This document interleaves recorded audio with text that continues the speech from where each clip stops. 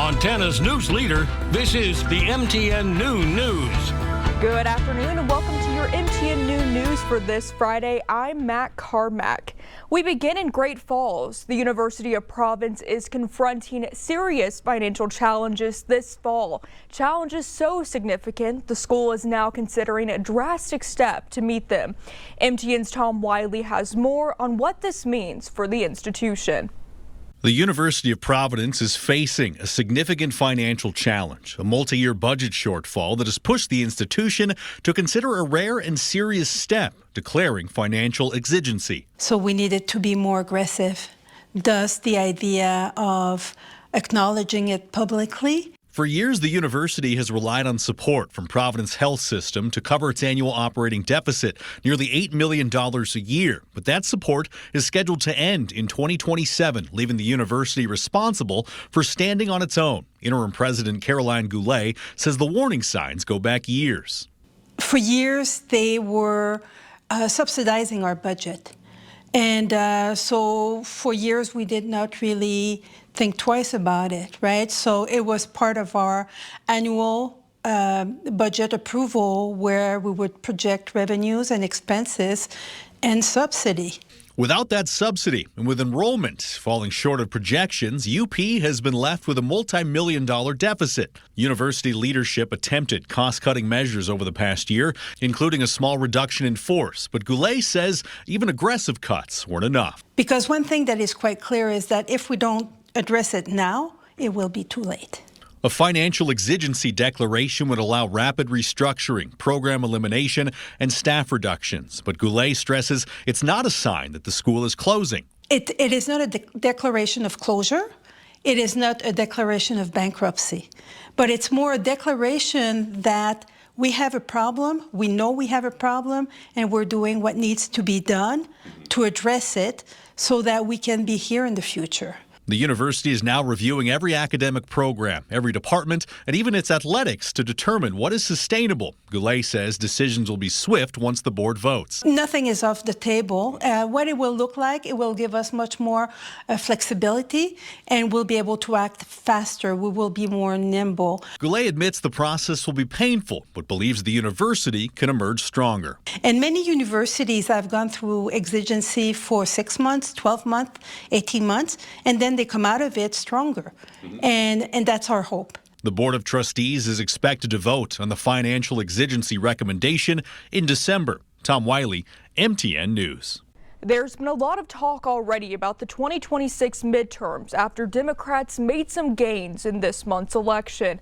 But Montana's Senate race could end up drawing a lot less attention than in previous years. So far, 3 Democrats have filed to challenge incumbent Republican Senator Steve Daines. MTN senior political reporter Jonathan Ambarian has more.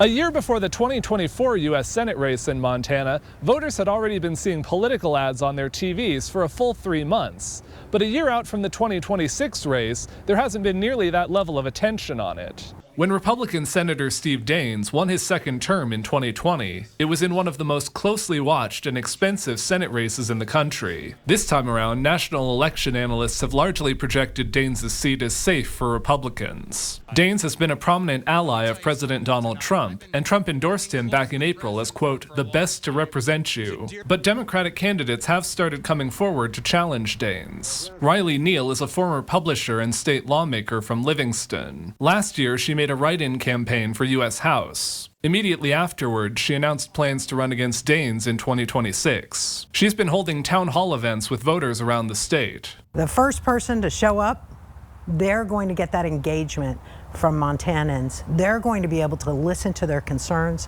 and take their concerns to D.C. and represent them authentically.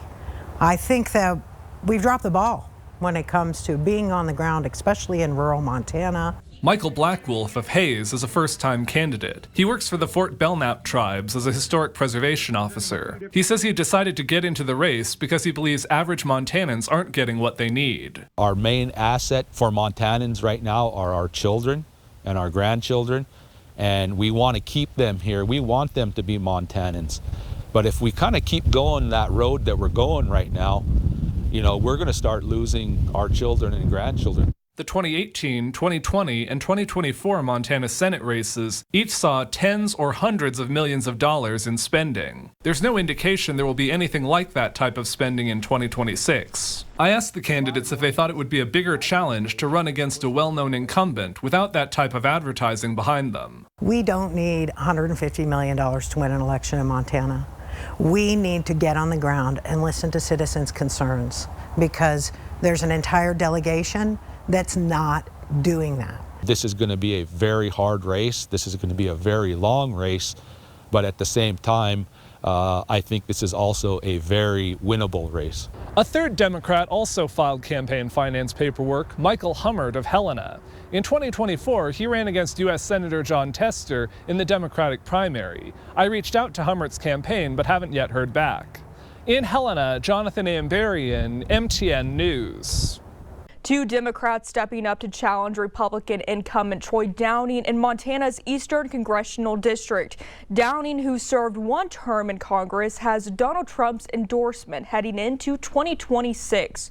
Democrat Brian Miller, an attorney from Helena, says voters feel unheard on issues like tariffs and Medicaid cuts. Meanwhile, Sam Lux of Farrier from Great Falls says his work with farmers and ranchers gives him insight into the struggles of rural Montana.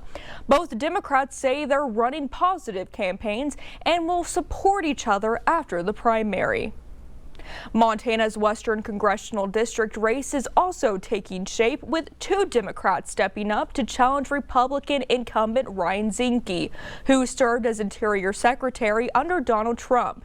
Democrat Russell Cleveland from St. Regis says he is focused on representing working Montanans and addressing affordable housing. Rancher Matt Raines, who previously ran for Congress, says his background helps him connect with both parties. Both candidates say they're ready to push back against Zinke and fight every day for Montanans. We've already reached the halfway point for the month of November. We're checking in with meteorologist Bill Robson for what you can expect this weekend.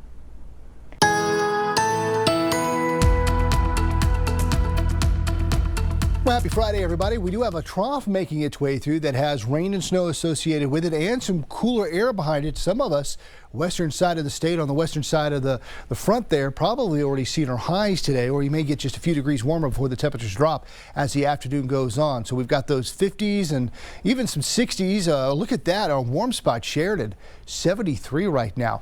Mentioned we do have some rain and some mountain snow across the area. We're kind of into this unsettled weather pattern over the next several days. We'll break that down for you. And the winds up and down the front, very windy conditions. That's why we do have some high wind warnings and advisories in place. We'll tell you more about that too, coming up with the main forecast here in just a few minutes. Here's your leading look at other top stories from across the state. A Polson woman is charged with deliberate homicide after a deadly shooting Thursday morning. Police say 33-year-old Ashley Whitmore shot and killed 39-year-old Adam Mowat at a home on 5th Avenue East. Officers responded to reports of shots fired around 8:35 Thursday morning. They found Mowat with a gunshot wound and immediately began medical aid. He was rushed to St. Joseph Medical Center and died from his injuries. Whitmore was arrested at the scene without incident. She's now being held at the Lake County Detention Center. The investigation remains active.